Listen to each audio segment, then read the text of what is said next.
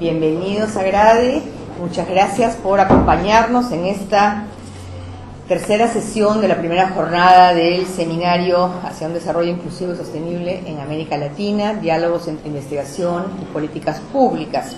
Es para nosotros un verdadero placer contar con su presencia durante la jornada de esta tarde, que como ustedes saben va a estar dedicada al tema de educación y especialmente al tema de la incorporación de poblaciones indígenas en sistemas educativos nacionales, y el punto de entrada va a ser el de la evaluación de logros de aprendizaje. Cuando a mediados de los años 90 se empezó en el Perú a diseñar un sistema nacional de evaluación de logros de aprendizaje, entre los actores involucrados en ello y sus muchos interlocutores se percibía ya desde entonces una clara ambivalencia respecto de la evaluación de estudiantes hablantes de lenguas maternas originarias distintas al castellano. Es una forma adicional de violentar culturas, son mediciones no válidas y no justas de los aprendizajes que alcanzan esos estudiantes. ¿Qué hacer con las lenguas ágrafas y no normalizadas? ¿Qué con las variaciones idiomáticas? ¿Cómo manejar el hecho supuesto y luego comprobado de que realmente no hay programas consistentes de educación intercultural bilingüe en una enorme cantidad de escuelas rurales que supuestamente las implementan? ¿Cómo manejar el hecho de que el lenguaje es una construcción social y que refleja estructuras de poder que no son directas ni inmediatamente modificables mediante la acción educativa escolar? Y de otro lado, reconociendo que lo que no se evalúa de alguna manera pone de manifiesto que eso no importa, entre comillas por supuesto, y que los resultados podrían ayudar a evidenciar las desiguales oportunidades que el sistema ofrece a poblaciones diferentes y construir argumentaciones para demandar mejores políticas, programas y servicios. Muchos de los que no tenían respuestas claras a las preguntas anteriores defendieron la inclusión de esos estudiantes en las evaluaciones nacionales. Tras ya varias aplicaciones de evaluaciones, especialmente en comunicación y en el nivel primario, tanto en un número limitado de lenguas originarias y en español como segunda lengua, se percibe con más claridad aún que para cada problema complejo generalmente no existe una respuesta clara, simple, que no esté también equivocada. La UMC del Ministerio de Educación sigue buscando mejores maneras de establecer qué están aprendiendo y qué no de las expectativas curriculares nacionales que debían alcanzar todas y todos las estudiantes peruanos. Ha sido este un tema que hasta hoy en el Perú no trasciende los espacios de la discusión entre especialistas y entre grupos restringidos de ciudadanos, que Grade desea se convierta en una cuestión de reflexión más amplia y desde distintas perspectivas. Por ello, cuando se organizó este seminario y esta jornada sobre instituciones y políticas públicas para la inclusión social, pensamos que la educación tenía que ser uno de los temas y que la oportunidad de reflexionar sobre los retos de la incorporación de poblaciones indígenas en los sistemas educativos y, más específicamente, las políticas y programas de evaluación de aprendizajes, cuyos resultados se pretende usar cada vez más para tomar decisiones para la acción basada en evidencias, no se podía desaprovechar. Hoy tenemos la participación de Liliana Miranda, de César Guadalupe y de Luis Enrique López en un panel que va a tratar los desafíos en las evaluaciones nacionales a gran escala de logros de aprendizaje cuando se aplican a poblaciones indígenas. Presentaré brevemente a cada uno antes de su primera intervención. Tendrá Liliana 25 minutos para su exposición y luego tanto César como Luis Enrique tendrán 20 minutos para realizar sus comentarios. De esa manera esperamos tener un tiempo prudencial para plantear preguntas a los expositores y a los comentaristas, al expositor y a los comentaristas, y escuchar las respuestas de estos. Brevemente, Liliana Miranda es la jefa de la Unidad de Medición de la Calidad Educativa del Ministerio de Educación del Perú. Su presentación se titula Desafíos en la evaluación de rendimiento en poblaciones indígenas. Ella es licenciada en Sociología, con estudios concluidos en la carrera de Educación y en la maestría en Antropología, con especialización en Estadística Aplicada por la Pontificia Universidad Católica del Perú. Es pontificia todavía, ya no me acuerdo. Actualmente es la jefa de la unidad, bueno, ya está la jefa, ya dije, de la unidad de medición, y integra el directorio del Instituto Peruano de Evaluación, Acreditación y Certificación de la Calidad de la Educación Básica. Buenas tardes tengan todos ustedes. Agradezco al IEP y a Grade el haberme invitado para esta mesa, para comentar, como decía Patricia, un tema bastante complejo y que cruza, creo que, muchas tensiones, que son los desafíos de la evaluación de rendimiento de poblaciones indígenas. Obviamente nada más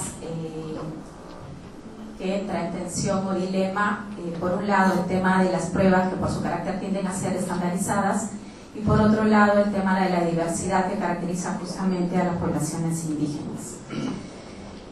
Como todos sabemos en nuestro país, lamentablemente las poblaciones indígenas presentan en diferentes indicadores educativos bastante rezago respecto a las poblaciones, en este caso usando la lengua, a las poblaciones castellano hablantes, problemas respecto a suficiencia en estos indicadores, ¿no? Como ustedes pueden ver ahí, solamente hay un ejemplo de algunos indicadores donde claramente podemos ver que la población indígena está en serias desventajas sociales respecto a las que obtiene la población que tiene una lengua en castellano.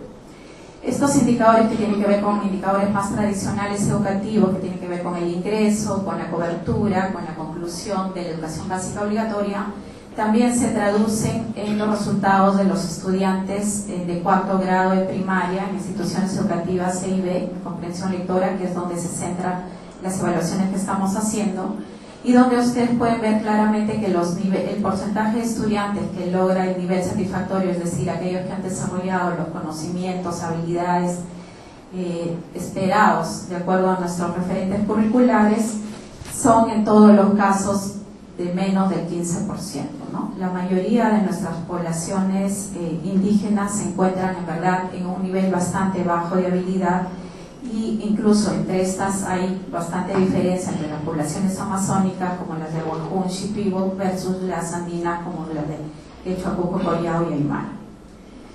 Quería empezar con estos datos solamente porque, digamos, la idea de mi presentación no es incidir mucho en la discusión de lo que implican estos resultados, sino más bien ir un poco más atrás de toda la complejidad que supone incluir a estas poblaciones en las evaluaciones de rendimiento escolar.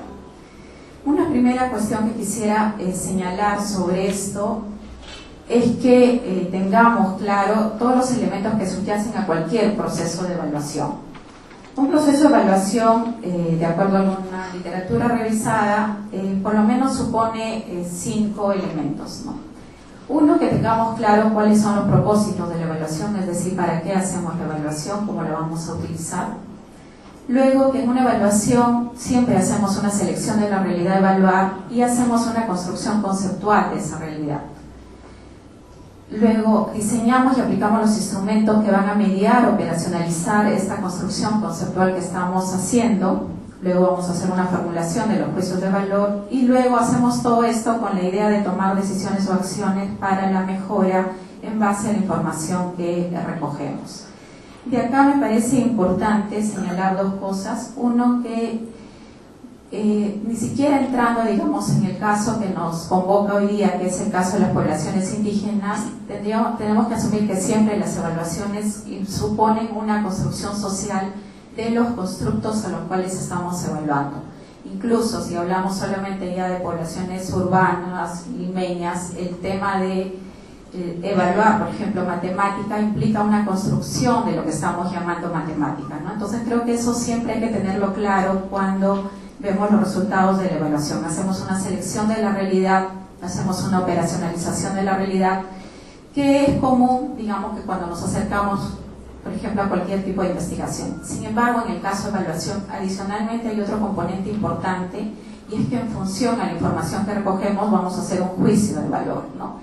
Quizás en ese sentido los parámetros donde se mueve la evaluación son mucho más complejos de lidiar, porque los resultados siempre van a implicar un juicio de valor, no va a implicar simplemente un diagnóstico o un hecho de la realidad. Las evaluaciones de rendimiento en este sentido parten de algunos supuestos que me parece importante señalar antes de entrar ya, digamos, de lleno al tema que nos convoca. El primero es partir de que todavía sostenemos que las pruebas de rendimiento, con todas las limitaciones y consecuencias, constituyen herramientas importantes en tanto aportan información sobre los desafíos, fortalezas que tienen el logro de aprendizaje de nuestros estudiantes y que se espera que sean retomadas en las diferentes instancias de decisión. Esto es una apuesta desde el derecho de los estudiantes y desde la equidad en que el Estado debería garantizar que todos los estudiantes durante y en la conclusión de su educación básica obligatoria deberían haber desarrollado un conjunto de capacidades, un conjunto de habilidades que los habilite poder desenvolverse como ciudadanos y poder desarrollar su proyecto social y poder contribuir a su sociedad. Este es el punto de partida, digamos, desde el cual se instalan las evaluaciones de rendimiento escolar. Un segundo punto importante es que los sistemas de evaluación debemos entenderlos también como instancias de segundo piso. Los sistemas de evaluación evalúan según referentes curriculares, sobre todo cuando hablamos de nuestras evaluaciones nacionales, y en base a objetivos de política, y en el caso particular de la unidad de medición de la calidad educativa, también hay que tener claro que estamos enmarcados en términos de gobierno nacional, ¿no? Es decir, evaluamos, o por lo menos pretendemos evaluar aquellas capacidades, habilidades que todo estudiante peruano debería desarrollar. Esto, después voy a regresar, ya implica un primer dilema respecto, por ejemplo, a la evaluación de lenguas originarias, que no necesariamente, digamos, está distribuido en todo el país, aun cuando sabemos por los estudios y por los diagnósticos que cada vez contamos más con una población bilingüe en casi todas las escuelas del país, por otro lado. En ese sentido, hay que tener claro también que este enmarcamiento institucional en el cual se encuentran las evaluaciones de rendimiento escolar busca, y esto no es una cosa que lo ha, digamos, determinado la unidad de medición de la calidad educativa, nuestro sistema educativo peruano busca que sus estudiantes no solo mantengan, sino desarrollen su lengua materna, sea el castellano o sea la lengua que ellos tengan, ¿no? En este caso, una lengua originaria. En este sentido, la UMS es una instancia que forma parte de la gestión pública. Quisiera que también entiendan mi presentación en eso, porque evidentemente esto, si bien trae oportunidades, también tiene aparejada constreñimientos organizacionales e institucionales, ¿no? En primer lugar, creo que hay que decir que la gestión pública implica procesos decisionales, es decir, no somos una instancia de investigación. Tenemos que tomar decisiones muy rápidas, además tenemos que implementar acciones, estrategias en contextos bastante complejos, institucionales, políticos, administrativos, y que además involucran rendición de cuentas porque operamos con fondos que pertenecen obviamente a todos los ciudadanos, ¿no? Esto implica entonces que operamos con recursos escasos y en un momento determinado. Y ahora, para entrar entonces en ese marco, quisiera contarles un poco la experiencia de lo que ha sido entrar de lleno a la evaluación de rendimiento escolar en poblaciones indígenas. En el año 2006, el Ministerio de Educación toma la decisión de llevar a cabo evaluaciones de carácter censal en los primeros grados de primaria. La idea, o en todo caso el criterio que estaba, la justificación que estaba detrás de esto, era que de acuerdo a las evaluaciones nacionales e internacionales de años anteriores, ya se tenía suficiente evidencia para saber que los estudiantes en grados intermedios o finales de su educación básica obligatoria ya llevaban bastante atraso respecto a las habilidades y conocimientos que debían desarrollar. Por lo tanto, aparecía en ese momento como importante empezar a dar el mensaje que desde los primeros grados los estudiantes deberían desarrollar ciertas habilidades básicas que les permita continuar aprendiendo a lo largo del ciclo escolar. En este sentido, se trataba de garantizar el desarrollo de capacidades fundamentales de manera oportuna, ¿no? Por eso nos centramos en los primeros grados. Y nos centramos además, dado que digamos eran los primeros grados, en dos competencias claves que permitieran el aprendizaje en otras áreas, que era la lectura y matemática. Por otro lado, tuvimos el encargo de que estas evaluaciones ya no fueran muestrales como años anteriores lo habíamos hecho, sino que tuvieran una cobertura poblacional censal, porque había el requerimiento de hacer una devolución, no solamente, digamos, a escala nacional, a los decisores, digamos, de gestión nacional, sino más bien incluso llegar hasta los decisores de escuela, ¿no? Incluidos a los padres de familia. Estos dos encargos que recibe la unidad de medición de la calidad educativa supuso un conjunto de decisiones que se tuvieron que tomar en ese momento. Como todos sabemos, además, en nuestra precaria institucionalidad estatal, los encargos nunca vienen con mucho detalle, ¿no? Son las unidades, las instancias en las que nos encargamos muchas veces de encontrarle sentido en el proceso y de ir detallando y de ir aprendiendo en ese proceso cómo se deben llevar a cabo esas cosas, y creo que eso es parte, digamos, de la complejidad que supone trabajar en la gestión pública. Recibido este mandato, teníamos que decidir varias cosas. Si teníamos que evaluar, teníamos que decidir si evaluábamos a todos los estudiantes en segundo grado de primaria, que, digamos, dado nuestro sistema educativo peruano, era el final del primer ciclo o del tercer ciclo de la educación primaria. Teníamos que decidir si a todos los estudiantes los evaluábamos en segundo o si hacíamos una distinción respecto a los estudiantes que además ya sabíamos que tenían una lengua originaria y pensábamos si esos estudiantes era pertinente evaluarlos en ese grado o buscar otro grado donde evaluarlos. En segundo lugar, había que decidir en competencias íbamos a evaluar. En ese sentido había que ver, y esto está, digamos, atado, digamos, a evaluaciones de gran escala, tipo de instrumentos que uno tiene que utilizar y que muchas veces restringen todas las capacidades y competencias que uno quisiera evaluar. Además, teníamos que lidiar con otro tipo de decisiones que tenían que ver con el nivel de dificultad que tuvieran las pruebas, ¿no? Si asumíamos que el grado iba a ser el mismo, entonces teníamos que decidir cuál era el grado de dificultad que las pruebas tendrían que tener para la población castellano y para la población con lengua originaria. Además, teníamos que decidir si una vez que pensábamos que valía la pena evaluar, que era pertinente evaluar a las poblaciones con lengua originaria en su propia lengua, teníamos que decidir en cuántas lenguas íbamos a evaluar, ¿no? Y cuáles iban a ser estas lenguas. Y detrás de eso, obviamente, tener claro cuáles eran los criterios por los cuales seleccionábamos estas lenguas. Adicionalmente, teníamos que decidir en qué instituciones educativas, porque nuestro acercamiento en las evaluaciones obviamente no es por hogares, es por instituciones educativas. Las evaluaciones llegan a las escuelas y en las escuelas nosotros determinamos a quiénes evaluar. Eran las instituciones educativas de educación intercultural bilingüe. Entonces teníamos que saber cuáles eran y cuáles no eran. Y finalmente, para el último proceso de elaboración de pruebas para instituciones educativas C y B, teníamos que decidir cuál era la cantidad y la calidad de recursos humanos que necesitábamos para elaborar esas pruebas, ¿no? Cómo íbamos a lidiar con las formas textuales, qué tipo de capacidades iban a evaluar y algunas otras cosas más en detalle que más tarde voy a detallar. Para tomar estas decisiones, nosotros estábamos en un contexto bastante complejo. Era el año 2006. Nuestras contrapartes institucionales en ese momento eran bastante débiles. El Ministerio de Educación, no teníamos la Dirección de Educación Intercultural Bilingüe con la fuerza y con el trabajo que ha realizado en los años, en la actual gestión y que viene realizando ahora con la cantidad de materiales que está haciendo, con equipo técnico con el cual uno pueda discutir muchísimo más.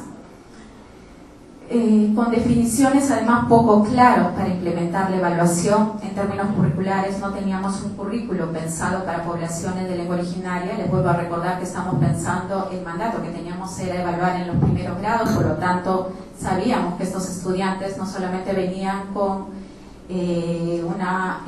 probablemente muchos de estos estudiantes tenían poca o nula experiencia en educación inicial, su primer contacto con la escuela y con el código escrito muchas veces probablemente era el primer grado, y por lo tanto no sabíamos dónde, digamos, era el referente curricular con el cual deberíamos evaluar a estas poblaciones. Además, tampoco teníamos un sistema de información consolidado lo suficiente para poder saber cuáles eran aquellas escuelas que realmente estaban atendiendo a una población con lengua materna indígena y que además estaban desarrollando el programa de educación intercultural bilingüe, porque si las pruebas iban a ser en lengua originaria, esperaríamos que los estudiantes pudieran estar en capacidad de poder desarrollarse y poder desarrollar o poder mostrar su aprendizaje en esas pruebas.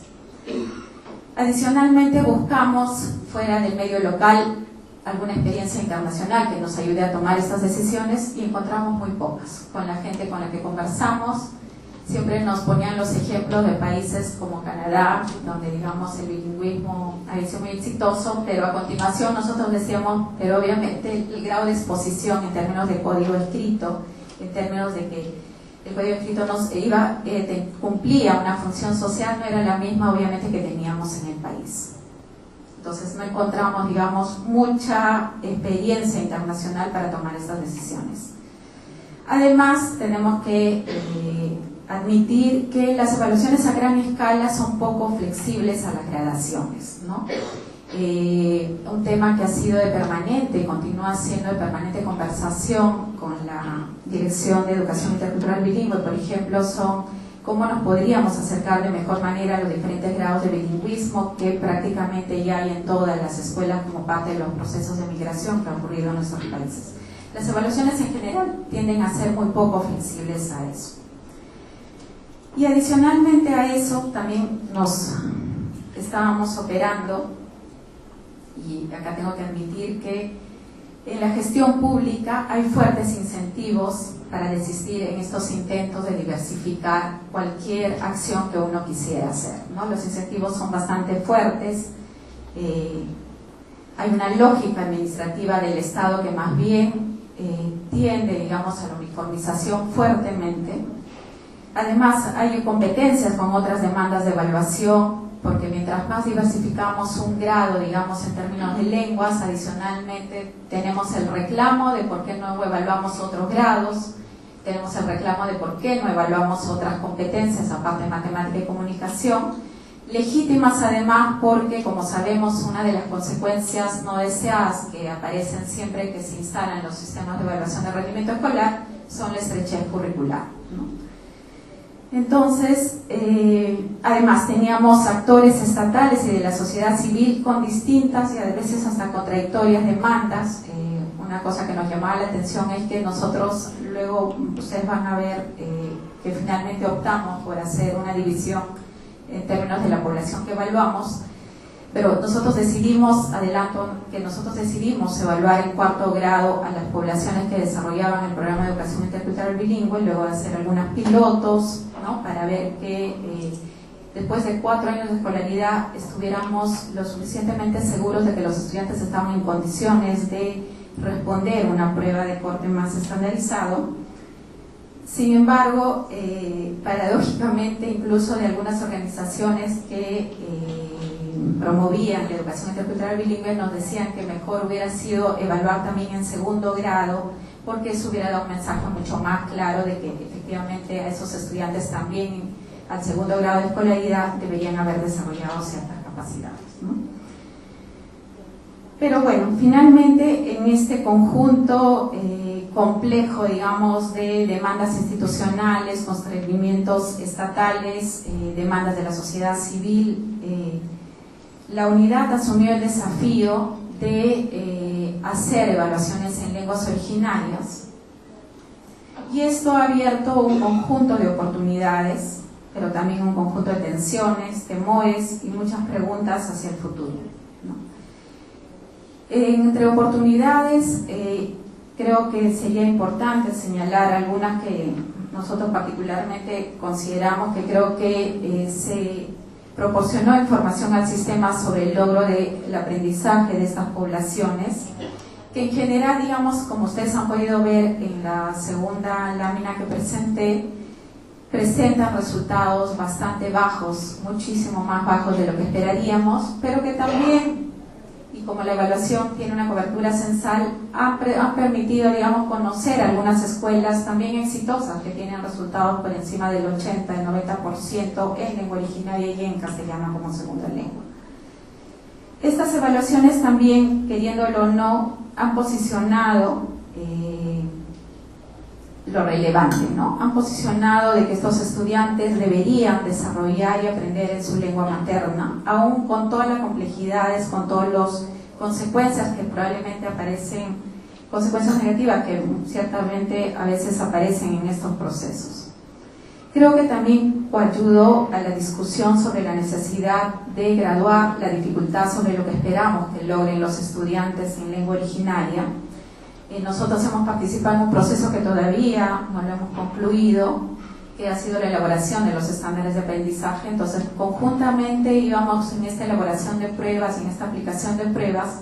Hemos participado de manera directa, comunidad, en toda la discusión de lo que ha supuesto hacer sobre, primero, después se decidió que de todas maneras se debía hacer, la conveniencia de pensar en estándares de aprendizaje, sobre todo para los primeros grados, para poblaciones con lengua originaria, ¿no? Que ha sido, en verdad, un tema bastante complejo de discusión.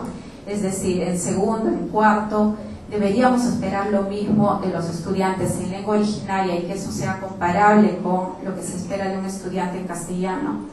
Debería ser en todas las competencias, no lo debería ser. ¿En qué momento se equiparan estas poblaciones? Porque asumimos que finalmente, creo que a nadie le cabe duda de que en esta sala, de que al final de la educación básica obligatoria nosotros deberíamos esperar que todos los estudiantes, independientemente de dónde provenga, deberían haber desarrollado un cierto conjunto de habilidades y conocimientos para el grado. El tema es que si asumimos de partida que esa partida no es igual, ¿en qué momento se equiparan? Ese tema todavía está siendo tema de discusión y tiene una implicancia directa respecto a las evaluaciones. Creo que también ayudó en esta discusión, o bueno, la información que se produjo y la propia discusión que implicó más que los resultados, digamos, la complejidad que ahora yo les cuento, pero que también fue compartida desde los primeros años, y la necesidad de, junto con otros procesos, obviamente con esto no quiero decir que las evaluaciones solas, creo que han habido otros procesos que conjuntamente con esta evidencia han ido ayudando a poner en la agenda pública y en la discusión, por ejemplo, el tema de la necesidad de tener una definición mucho más clara de a qué vamos a llamar escuelas de educación intercultural bilingüe, ¿no? Entonces, esto también creo que ha coayudado este tema de las evaluaciones de rendimiento escolar. Una pregunta, bueno, en esto, entonces como les comento, ha habido muchas oportunidades, pero también surgen muchas preguntas. Una de las que a mí siempre me preocupa es cuántas más lenguas podemos evaluar desde el gobierno nacional, hasta cuándo deberíamos evaluar, debería seguir siendo una competencia nacional. Me queda claro que esto ayudó a visibilizar, digamos, este tema y a posicionar el tema de lo que es importante. Sin embargo, en el marco del proceso de centralización, habría que ver hasta qué momento deberíamos continuar con esta evaluación. Creo que una instancia más cercana a la escuela lo podría hacer de manera mucho mejor. Pachi me dice que ya me quedan pocos tiempos. Bueno, voy a tratar de correr un poquito. Finalmente nosotros, lo digo porque en la sala creo que hay personas que no solamente son de Perú, finalmente decidimos evaluar para los casos de poblaciones en primeros grados a dos tipos de poblaciones. Evaluamos a los de segundo grado, siempre y cuando los estudiantes recibían una educación en lengua castellana, y en cuarto grado, siempre y cuando los estudiantes tenían una lengua materna originaria y asistían a una escuela de educación intercultural bilingüe. Para eso, en el 2006 no teníamos una definición, ahora la tenemos. El Ministerio, a través de la DGIB, ha empezado un proceso de registro de escuelas CIB. En ese momento no lo teníamos y nosotros usamos una definición operacional que también ha sido, por otro lado, bastante compleja de continuarla en el tiempo, ¿no? De hecho, que ahora ya lo tenemos, pero digamos, las evaluaciones también siempre implican una vinculación hacia el pasado, porque todo el mundo espera además que estas evaluaciones sirvan para monitorear el logro de aprendizaje de los estudiantes. Entonces no siempre hay una tensión entre tener evidencia sobre la comparabilidad en el tiempo del logro de aprendizaje de los estudiantes, a la vez que hacer instrumentos más pertinentes de acuerdo a lo que uno va aprendiendo en cada proceso de aprendizaje, ¿no? Mil disculpas, pero me voy a pasar un poquito. Tenemos muchos retos sobre lo que ha implicado este proceso. Una de las primeras cosas, quizás en las preguntas las podemos ampliar, de hecho que estoy acá acompañada de mis colegas de la Unidad de Medición de la Calidad Educativa que se encargan de hacer estas evaluaciones en lenguas originarias. Una de las primeras discusiones, por ejemplo, fue si debíamos utilizar toda la diversidad textual que el currículo nacional usa, aún sabiendo que hay ciertas formas textuales que no son propias de lenguas originarias, ¿no? Los avisos, los textos instructivos, en qué términos entraban, cómo entraban, ¿no? Hay todo un reto, digamos, en saber que, digamos, al saber que estas poblaciones tienen poca tradición escrita, cómo construir estos textos para hacer pruebas. Hay también todo otro conjunto de retos que tienen que ver con el hecho de cuántas personas podemos atraer, comprometer para la revisión de los ítems, ¿no? En el caso de los ítems en castellano, las revisiones de los ítems pasan por muchísimas manos y en verdad los ítems siempre pueden ser discutibles. En el caso de lengua originaria, necesariamente para que puedan pasar por muchas manos hay que hacer un proceso adicional de traducción, con lo cual el proceso empieza, digamos, a mostrar algunas complejidades. Por otro lado, necesitamos expertos que no solamente sepan la lengua, sino que además sepan cómo construir ítems. Hay también una permanente tensión en todo lo que tiene que ver ya la elaboración de textos en lengua originaria. Son poblaciones, digamos, con poca tradición escrita, por lo tanto hay todo un conjunto de préstamos, reformalizaciones, neologismos que hay que hacer y que suponen que tomemos decisiones, ¿no es cierto?, sobre este tema. Además, digamos, para ser honestos, son todos estos desafíos que también probablemente los compartimos con nuestros colegas de la DGIVIR. Ahí veo a Elena, que probablemente ellos muchísimo más porque tienen que hacer textos escolares. Nosotros probablemente la atención es mucho más grave porque en un texto escolar de repente uno se puede explayar muchísimo más. En una prueba uno tiene un número limitado de ítems y por lo tanto la selección y las decisiones tienen que ser un poco más complejas. Hay otro conjunto de retos que tienen que ver con las capacidades e indicadores que tienen sentido de evaluar para las poblaciones originarias. Y en esto ha sido un proceso de ajuste y lo continuará haciendo. Es decir, empezamos con una misma tabla de especificaciones para las poblaciones castellanohablantes y para las lenguas originarias. Mientras ha ido pasando el tiempo, nos hemos ido dando cuenta que hay cierta evaluación de ciertos indicadores, de ciertas capacidades que no tienen mucho sentido, ¿no? Solamente para comentar algunos, por ejemplo, el propósito del texto es una capacidad que presenta problemas. El tema del deduce el significado de la palabra a partir del contexto también es otra capacidad que le hemos tenido que repensar, ¿no es cierto? Y por eso es que nosotros cada vez que les presentamos los resultados anualmente siempre ponemos todas las alertas del mundo para decir que las evaluaciones en Puebla para cuarto grado E y B deberían tomarse con mucho cuidado, no solamente porque es una población que ha ido cambiando en el tiempo por estas definiciones que están en proceso de a qué llamamos finalmente una escuela que desarrolla el programa de educación intercultural bilingüe, sino también por este proceso que les acabo de comentar, que ha tenido que variar en el tiempo sobre las decisiones, sobre los formatos de texto, sobre las capacidades de evaluar, que hacen que las comparaciones, aun cuando se tomen las decisiones que quisiéramos, no siempre son las que esperaríamos.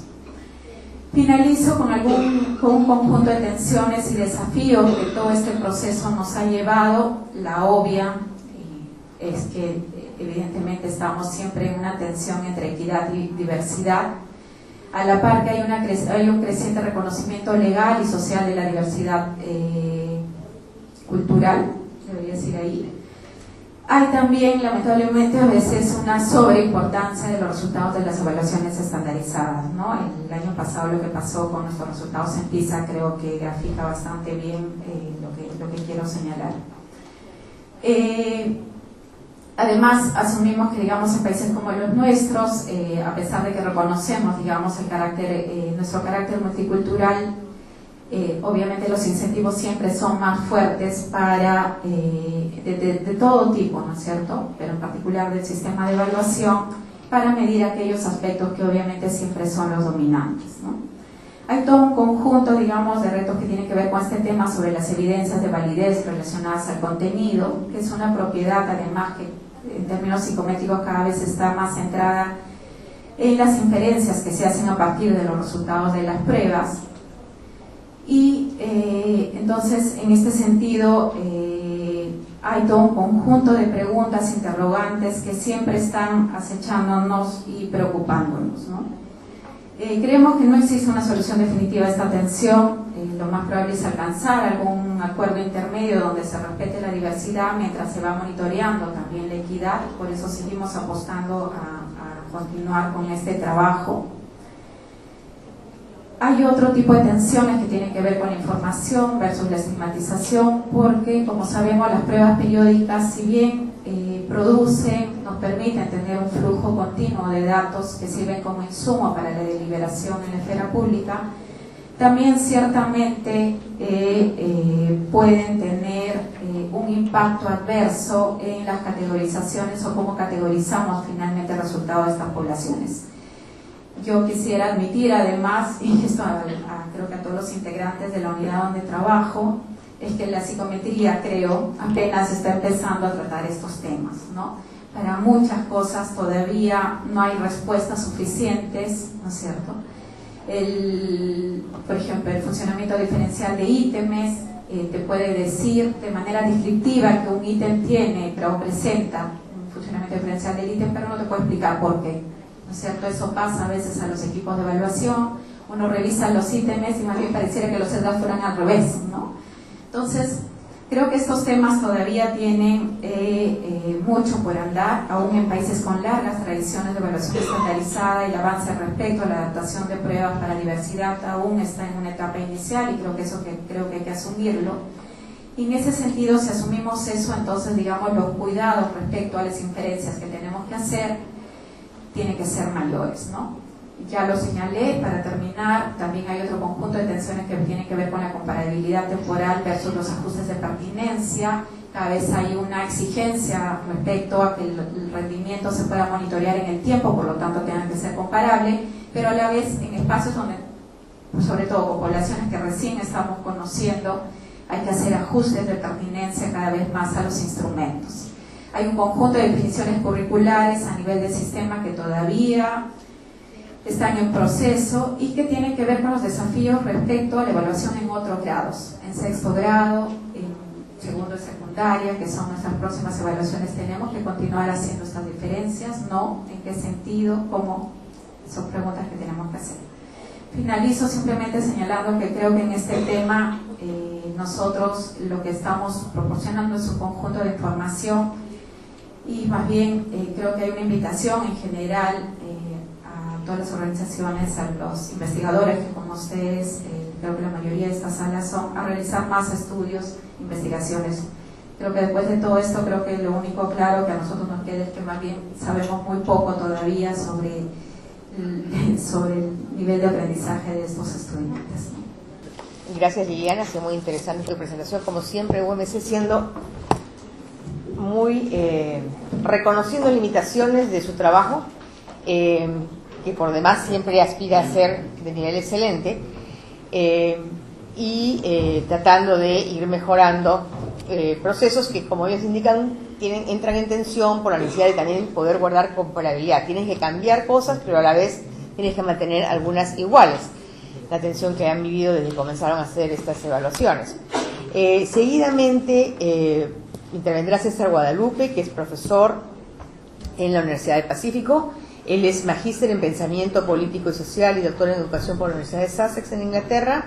Es investigador del CIUP, del Centro de Investigación de la Universidad, y coordina allí el área de Políticas Sociales, Desarrollo y Sociedad. Profesor del Departamento Académico de Ciencias Sociales y Políticas de la misma universidad. Es además Non-Resident Fellow del Centro para la Educación Global del Brookings Institution, desde donde, si no me equivoco, ha conducido el grupo de trabajo sobre medición y métodos de la Learning Metrics Task Force, que trata de instalar algunos criterios comunes, globales, para la medición de logros de aprendizaje, que les deseo mucha suerte, porque si esto acá es difícil, imagínense a nivel universal como pretenden hacerlo. Sus áreas de especialización son educación internacional, educación básica, docentes, sistemas de información educativa, estadísticas, desigualdad y cultura política y educación. César, tienes 20 minutos para hacer tus comentarios. Muchas gracias, Patricia. Buenas tardes a todos. Antes de empezar con los comentarios que más o menos había traído preparados, quiero empezar con una nota que creo que es particularmente importante, que viene directamente de lo que Liliana nos ha presentado.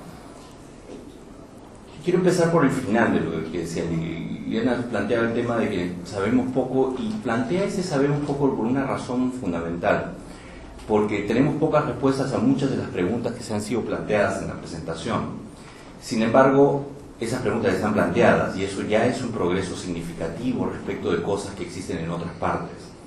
Si uno, digamos, compara, y voy a ser un poquito cruel en esta comparación, si uno compara las preguntas y la presentación que ha hecho Liliana con el hecho, por ejemplo, de que una prueba como PISA se administra en España en 5 lenguas y por lo menos hasta el año 2009 nunca fue piloteada en una lengua distinta del castellano, uno encuentra una diferencia profesional impresionante a favor de la unidad de medición de la calidad, y creo que eso es un punto de partida fundamental para esta discusión, ¿ya? O sea, digamos, si la OCDE conduce una prueba como PISA en España metiendo la pata de esa manera, digamos, y ese es uno de los referentes internacionales más grandes en evaluación educativa, yo creo que debemos sentirnos muy contentos y muy satisfechos por la presentación que hemos tenido, porque eso refleja que tenemos un activo profesional en el Ministerio, en el país, que plantea los problemas fundamentales de la evaluación de una manera seria, consistente y sistemática, que es lo que permite decir eso. Hay muchas cosas todavía mucho vamos que rebanar en términos de aclarar dónde estamos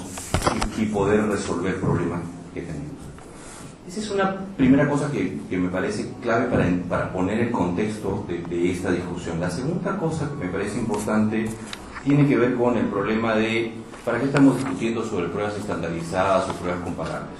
¿Tiene sentido? Digamos, yo creo que lo primero que plantea Liliana en la presentación tiene que ver con el tema de propósito. ¿Cuál es el propósito de esto? Y dependiendo del propósito de esto, ¿tiene o no tiene sentido tener algunas discusiones? Esto está vinculado a una de las tensiones que está al final de la presentación, que es esta tensión entre la diversidad por un lado y la necesidad de atender la diversidad, y por otro lado tener que prestar atención o poder representar de alguna manera los problemas de equidad que tenemos. Si las pruebas estandarizadas o la evaluación comparable o la información comparable tiene sentido única y exclusivamente porque permite dos cosas. Una, comparabilidad en el tiempo para ver si mejoramos o empeoramos, y una segunda, que es comparabilidad entre grupos para poder detectar brechas y poder saber qué grupos están rezagados y qué pasa con esas brechas. Una de las cosas fundamentales que nos está pasando y que nos ha pasado en los últimos años, aunque en 2013 hay una, digamos, pequeña tendencia a la mejora, es que tenemos brechas significativas en los resultados, y esas brechas solo son detectables gracias a que los resultados son comparables, a que la información es comparable, y digamos, eso es algo que nosotros podemos conocer gracias a esa característica de las pruebas, y lamentablemente las brechas que tenemos, por ejemplo, en estos resultados no han tendido necesariamente a achicarse en los últimos años, y ese es un problema significativo. Entonces, si valoramos el tema de poder detectar brechas, y si valoramos el tema de que necesitamos ver qué pasa en el tiempo y si mejoramos o no, algún tipo de información comparable tenemos que construir, no hay otra forma de hacerlo. Pero eso plantea un montón de problemas, cómo hacer esto de la mejor manera posible que plantee, digamos, una respuesta cabal a algunos de los problemas que Liliana ha estado planteando.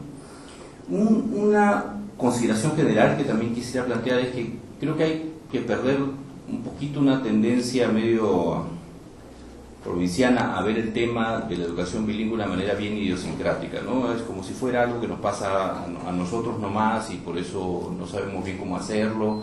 En realidad pasa en muchas partes. Lo complicado es la complejidad de la conjunción de algunos factores. Creo que el continente americano, con la excepción de Canadá y Paraguay, probablemente tiene la mala costumbre de asumir que la gente debería ser monolingüe, ¿no? Y eso es digamos, eso en África nadie lo va a discutir, ¿no? Eso más o menos creo que hay un peso del pasado en esto que nos complica la vida y nos complica la perspectiva de donde nos planteamos algunos problemas. Eso no pasa en otros contextos. Creo que el problema principal es, y es una de las razones por las que sabemos poco sobre este tema, tal como Lili lo ha estado planteando, es que muchos de los contextos multilingües o con variedades de la lengua, y no solo variedades de la lengua, sino de distintos contextos que explican las maneras diferenciadas como se responde a una prueba estandarizada, obedecen a lugares que tienen una característica distinta de la nuestra, que es que nosotros vivimos una cultura fundamentalmente oral.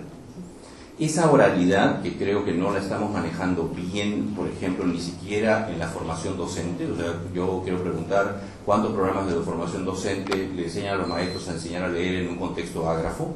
No es lo mismo enseñar a leer en un contexto ágrafo que enseñar a leer en un contexto que está lleno de información impresa.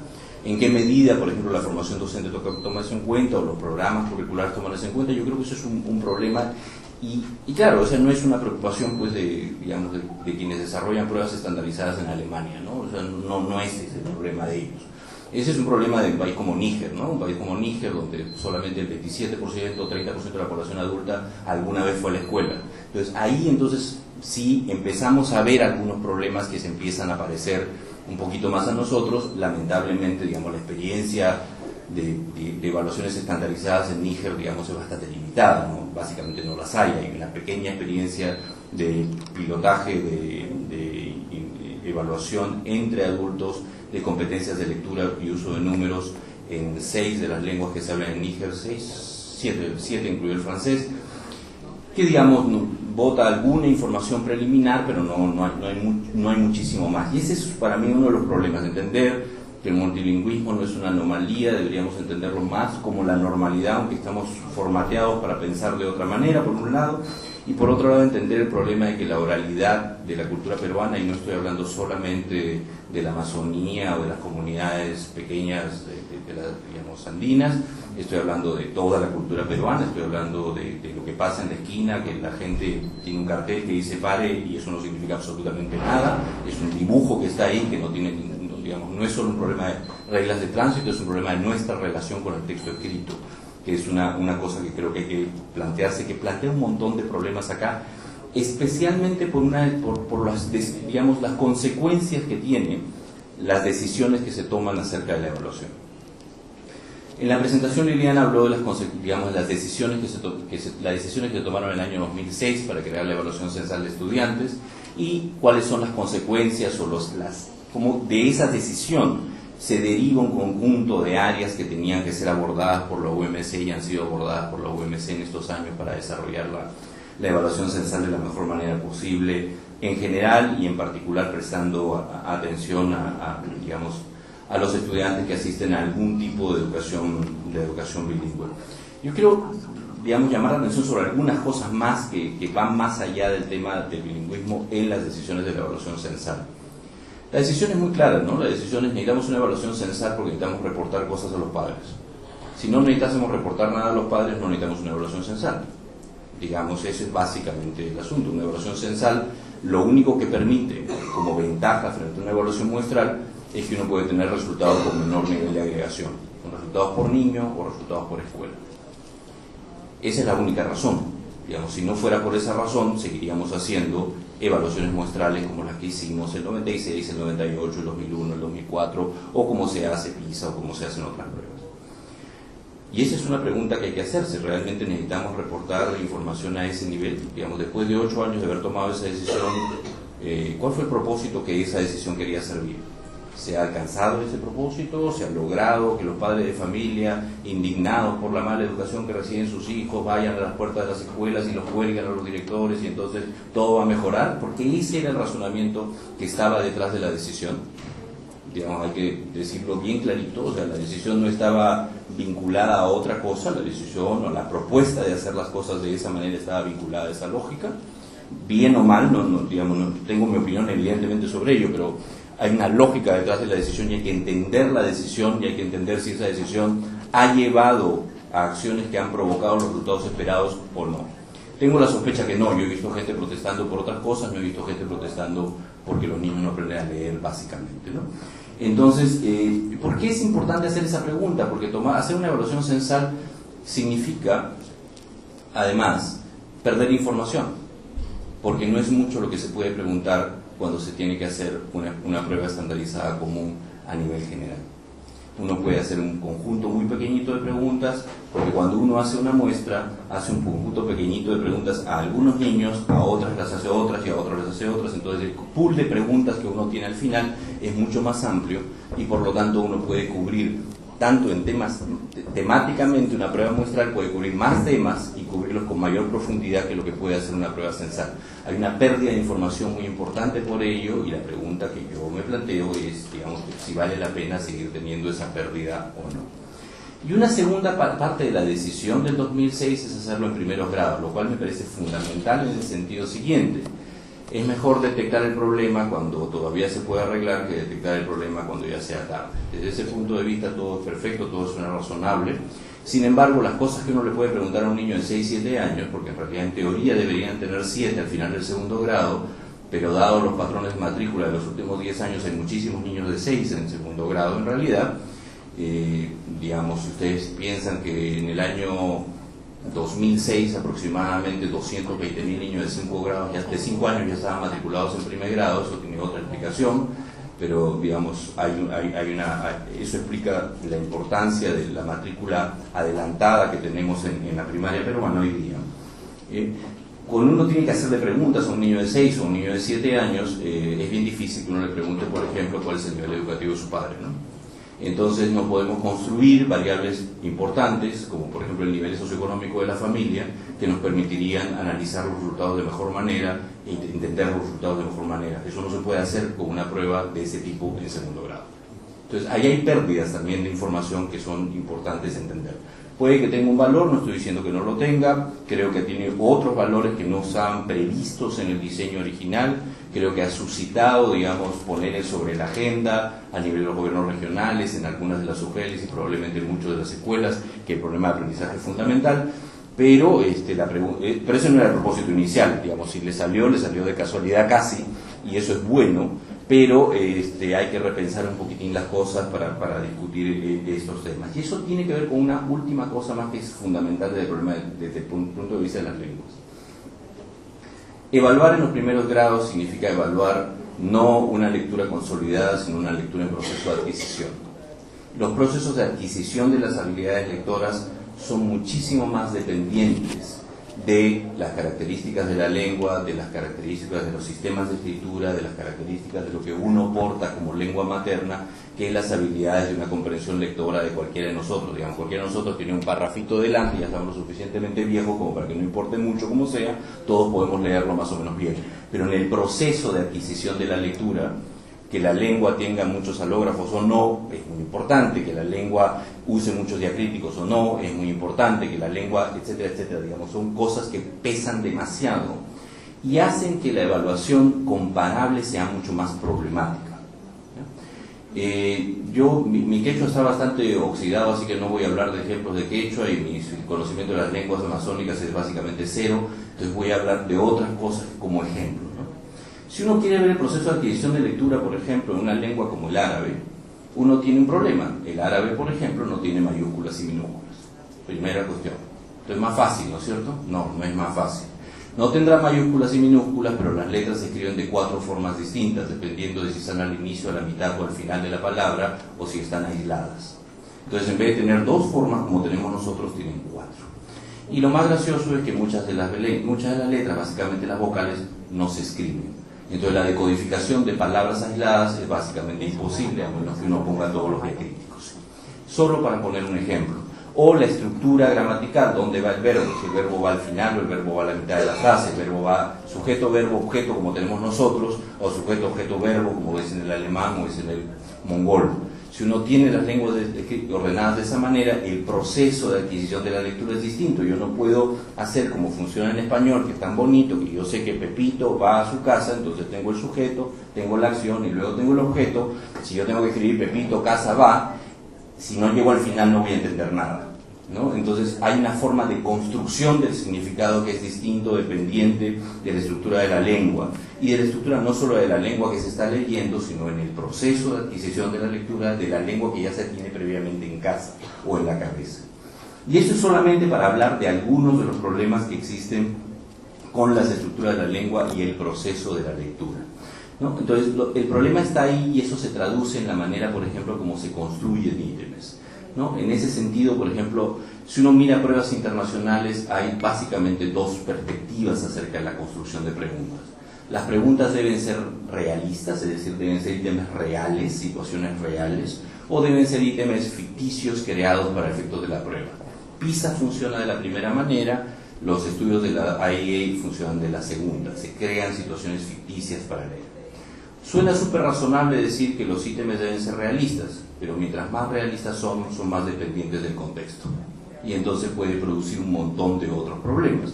Por ejemplo, alguna vez había un ítem que estaba asociado a una publicidad acerca de safaris para observar ballenas en el norte, en una zona de Noruega. Hasta ahí todo suena bien, ¿no es cierto? Pero traducido al español había una cosa bien curiosa con el nombre del lugar. El nombre del pueblo de donde salían los safaris es una palabra que en noruego no sé si significará algo, pero en castellano sí. Entonces uno leía un aviso que decía safaris de ballenas en andenes.